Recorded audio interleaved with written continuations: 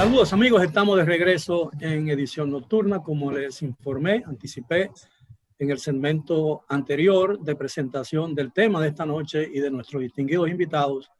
Vamos a conversar con ellos sobre las prioridades del nuevo gobierno, el que se instalará de acuerdo con la Constitución de la República el próximo 16 de agosto como consecuencia de los resultados de las elecciones generales y congresuales del pasado día 5 del presente mes de julio. Buenas noches, caballeros. Mis invitados son, como ya les informé, el periodista Homero Figueroa, el abogado y economista Yori Enrique Rodríguez, el abogado Valentín Medrano y el también abogado y dirigente importante de la Fuerza del Pueblo, el licenciado Julio Horton.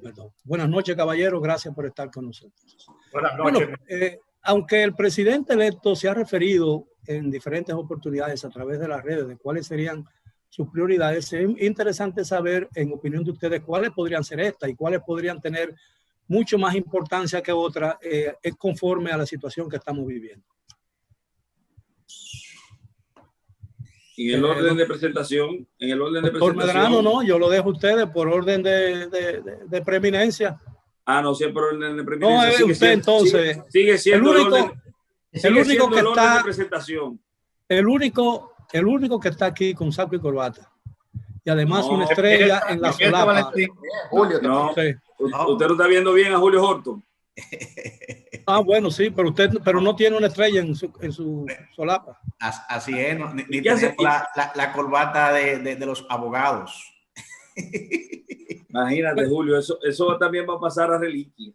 Vamos a tener que colgar la corbata negra. Bueno, dígame sus prioridades. Doctor Medrano, para mí las prioridades del gobierno, ustedes ya en el time off la manifestaron. Hay dos realidades que se le imponen al gobierno, no porque el gobierno quiera que sean sus prioridades, sino porque están impuestas por un asunto de fuerza mayor. El caso del COVID-19, el coronavirus, la pandemia, la situación sanitaria de la República Dominicana, nace con el gobierno o el gobierno nace con ella.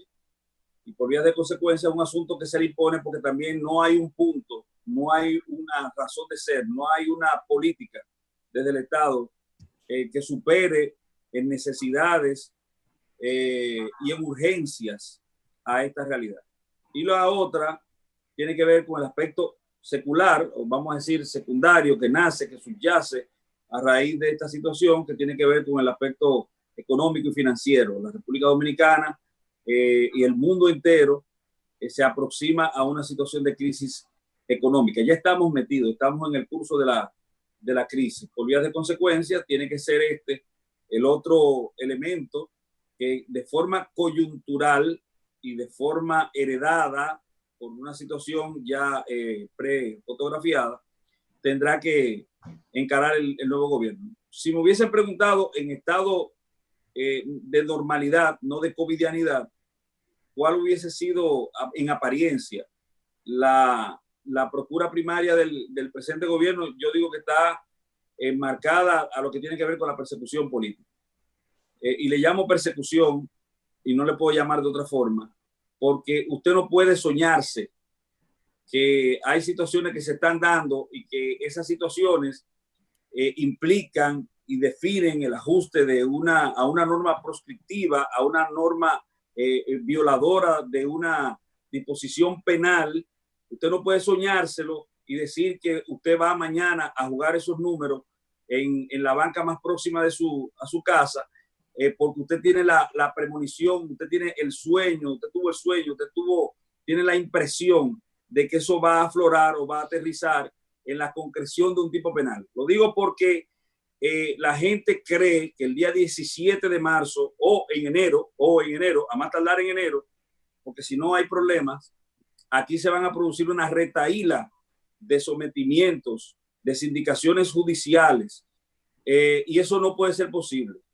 Primero lo anuncio, que eso no puede ser posible a no ser que se trate de persecución política. ¿Por qué? Bueno, porque la investigación penal tiene una morfología, tiene una vida orgánica que nace, crece, se reproduce y muere. Y en ese nace, crece y se reproduce, que implica al nacer que primero tenemos que tener la ocurrencia de un tipo penal, que segundo tenemos que tener a una persona a la que se le imputa ese tipo penal, el que se ajustó su conducta a una norma proscriptiva, bien sea como autor o cómplice, y después entonces la parte que tiene que ver con la investigación del tipo penal para la recolección de la prueba y que esas pruebas sean suficientes para la determinación de responsabilidad. Todo eso es un asunto que lleva tiempo, muchísimo tiempo, y usted no puede ir tampoco prejuiciado a una investigación, porque si usted va prejuiciado, el resultado va a ser el que usted quiera, haya o no pruebas que apunten a ese derrotero. Entonces, esos son los tres elementos que van a conducir la vida institucional de la República Dominicana. Uno es un show, un espectáculo, y lo otro es un asunto a preocuparse. Yo coincido, evidentemente, y quiero hacer el siguiente planteamiento.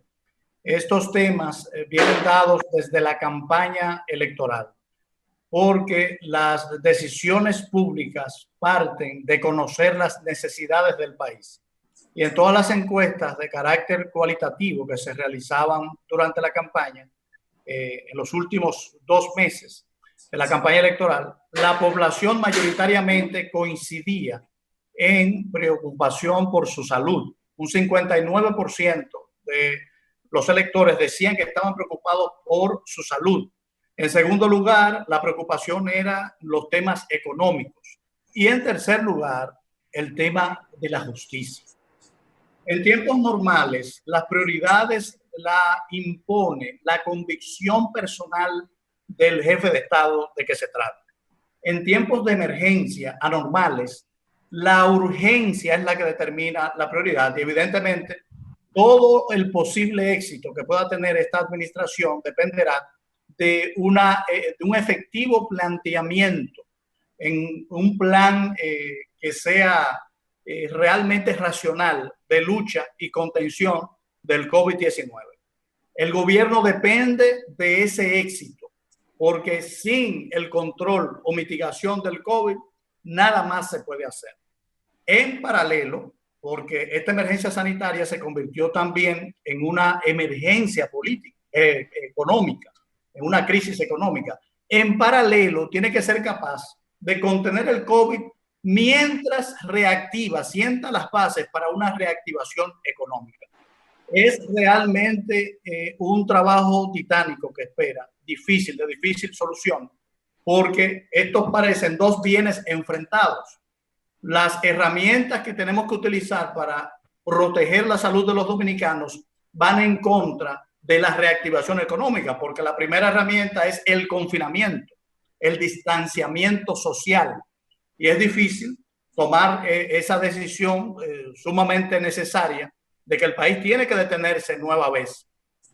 Yo creo entonces que va a tener que optarse por un mecanismo híbrido basado en cantidades de pruebas suficientes que no hemos tenido hasta ahora. Esta nueva administración tiene que hacer una compra importante de pruebas y llevar los niveles de prueba por lo menos 10.000 pruebas por cada 100.000 habitantes para poder identificar real y efectivamente dónde están los contagiados, poder aislarlo y así contener el contagio comunitario.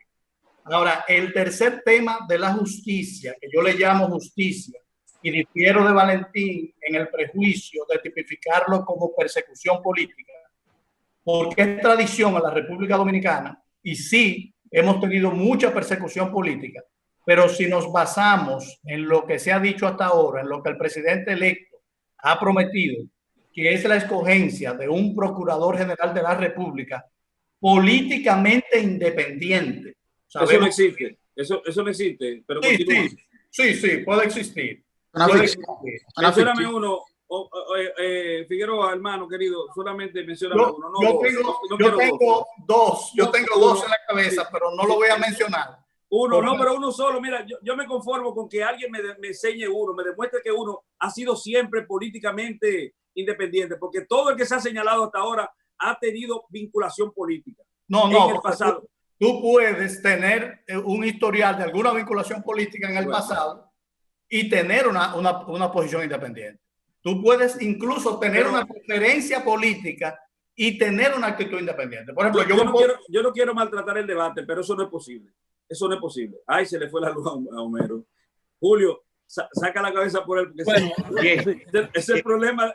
Es el problema de las audiencias virtuales. Vamos a tratar de hacer la ponencia más breve porque somos 4, ustedes son 4.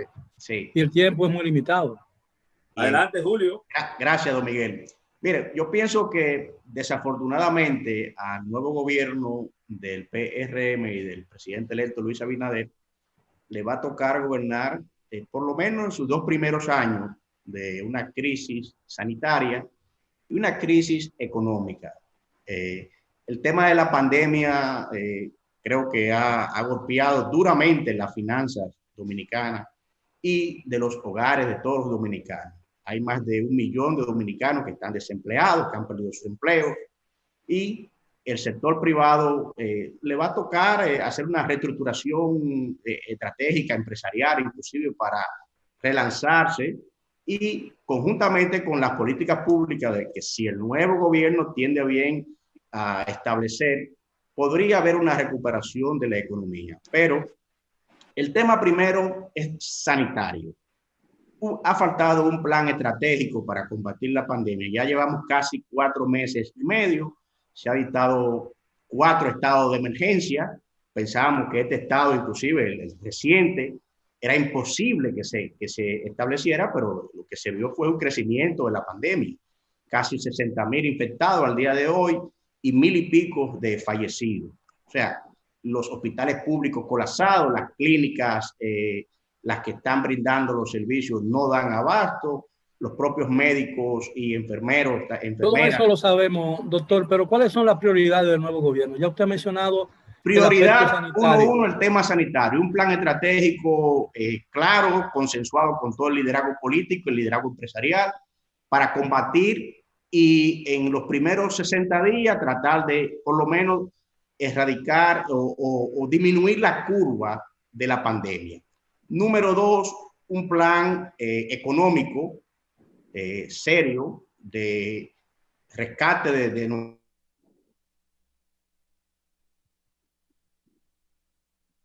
bueno, parece que tiene problemas con el internet. Mientras tanto, vamos a escuchar al doctor Rodríguez. Adelante, doctor. Bueno, mire, yo creo que habría una lógica triádica, que de las que yo voy a plantear hay 2 que todos mis compañeros han mencionado, comenzando por Valentín, que es el tema sanitario y económico. Estamos muy conscientes de la realidad que se vive en la República Dominicana por el coronavirus, la pandemia, y cómo el tema de las pruebas PCR también ha afectado bastante en estos últimos días, la falta de esas pruebas, ¿no? Yuri, lúcete, la que tú eres el más joven aquí. Lúcete. Bueno, y en la parte económica, me surge una cuestionante. ¿Cuál va a ser el modelo económico que va a aplicar el próximo gobierno? ¿Va a ser un modelo económico keynesiano, donde el Estado es que interviene en el mercado, o va a ser un modelo económico como Milton Friedman planteaba y los Chicago Boys, donde el Estado se reduce y se amplía el sector privado? En una crisis o en una guerra, que es como es el contexto en el que estamos, una guerra contra un enemigo silente, un asesino silente, pues debería ser un modelo keynesiano, que hemos visto que muy probablemente no lo sea, porque ya vimos como el presidente electo, Luis Abinader, decisiones que nosotros felicitamos, pero que el contexto tal vez no es el adecuado, ha planteado la eliminación de varias carteras que, aunque se pudieran traducir a algo negativo en términos institucionales, también se traducen a empleos. Y esas son personas que estarán en las calles. Pero la tercera postura que yo tengo es el tema educativo, que no nos estamos preocupando por eso, pero el tema educativo es integral, no solamente por el aprendizaje y la enseñanza de nuestros niños y niñas, sino también por el tema económico que representa la tanda extendida para los hogares monoparentales, por ejemplo, y lo que representa también los CAI, los Centros de Atención a la Primera Infancia, para las familias que antes no podían salir a trabajar porque tenían que cuidar a sus niños, ahora sí pueden hacerlo.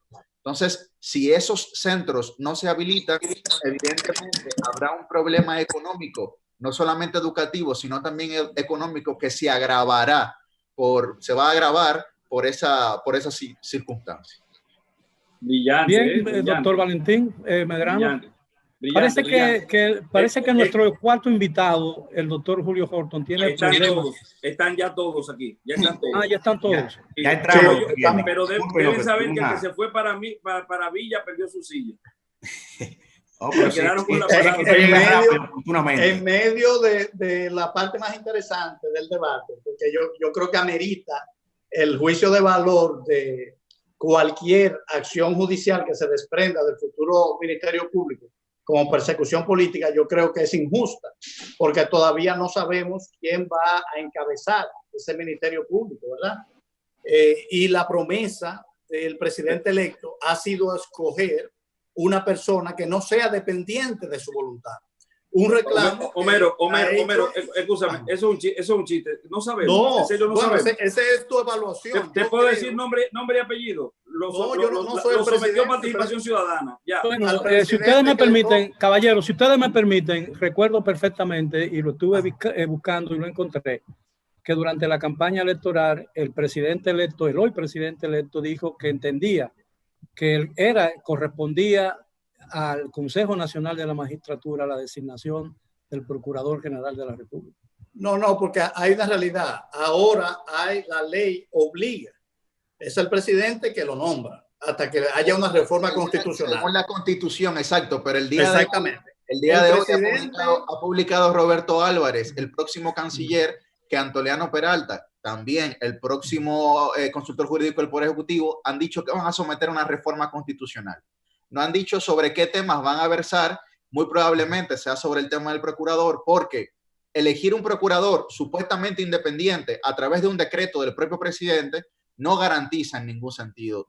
Sí, ahí es que quiero ir, La independencia puede venir del carácter de la persona escogida o de su historial. Usted puede tener una persona que pueda tener vinculación política o pueda tener su preferencia política hasta conocida, pero si esa persona tiene carácter y personalidad propia, va a tomar sus decisiones. Yo no sé a quién va a nombrar al presidente, pero yo sí sé que en República Dominicana hay más de una persona que piensa con cabeza propia. Entonces, si el presidente lo coloca ahí, el conocimiento que yo tengo del presidente electo es que él no va a hacer ninguna llamada, ni va a contactar a esa persona, ni para trazarle pautas, ni para limitar su acción. Entonces, la independencia va a venir de la doble relación. La actitud del presidente, que no se va a inmiscuir en temas judiciales, y de la persona escogida, que debe tener carácter y personalidad para ejercer en función de la ley el cargo para la cual se nomine. ¿Qué garantía tendría la sociedad dominicana de que el presidente de la República, cualquiera que sea, no se va a inmiscuir en los temas judiciales? A mí me basta su palabra. Pero si va a estar, es que esa realidad, Homero, hechos determinarán. Es que eso es una realidad miope. Si va a estar a su palabra. A mí, yo dije a mí, Valentín. Sí, oiga, a mí se me puede escuchar, pero no se me puede ver, porque lo que hice fue estar pasando el Wi-Fi desde mi celular. Ahora llegó la luz, claro está. Vamos a seguir teniendo ese tipo de conflicto, de problemas por el asunto de la tormenta, pero Homero, si bastara con su palabra, yo también tengo fe en muchísima gente que dentro del PRM, siendo abogado, podrían ser procuradores. Claro. Es más, mira, Julio Horton es de la oposición.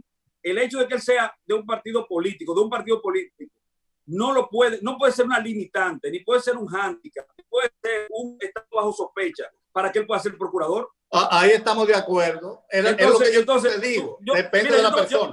Yo te voy a mencionar un nombre. Permítame, don Miguel, un solo nombre.